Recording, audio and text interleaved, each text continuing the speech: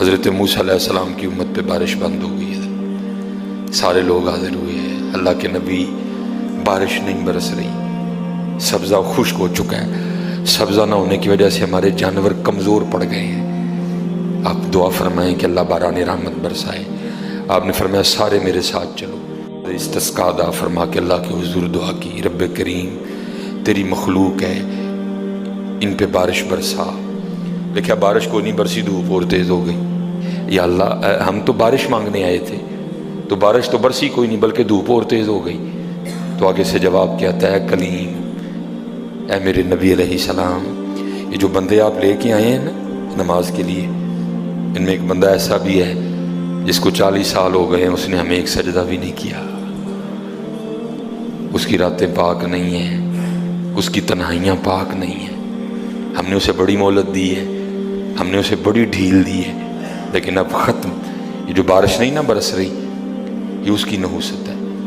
حضرت جی ایک بندہ صرف ہوئی جنہوں 40 سال ہو جائیں اور آپ انہیں ایک سجدہ نہ کرے تو بارش ہی بند ہو جائے۔ اتنے کنے کنے حضرت جی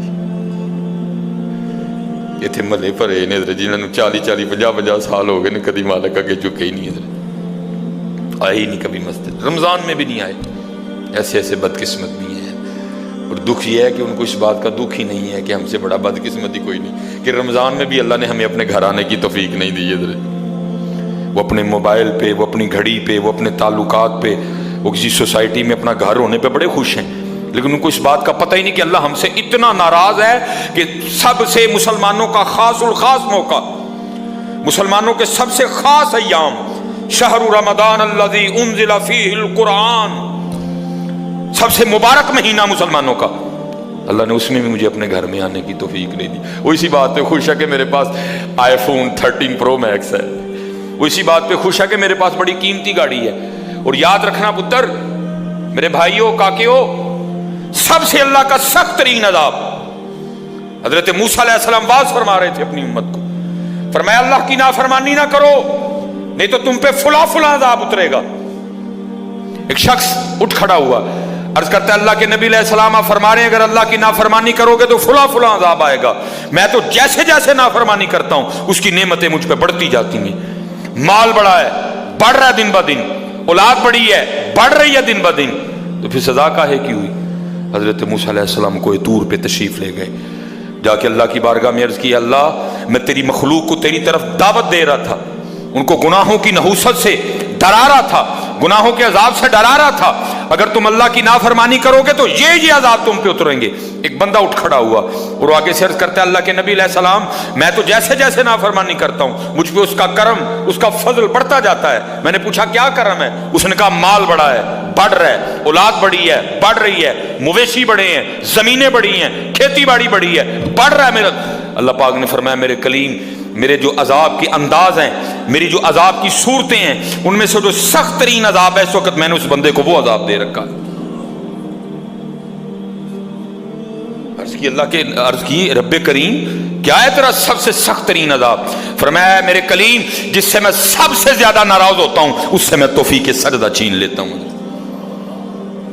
اپنے آئی فون پہ خوش نہ ہو، کسی سوسائٹی میں گھر بنا کے خوش نہ ہو، برانڈ کے کپڑے پہن کے خوش نہ ہو، اصل شانوں والا وہی ہے جس کو توفیق سجدہ ہے۔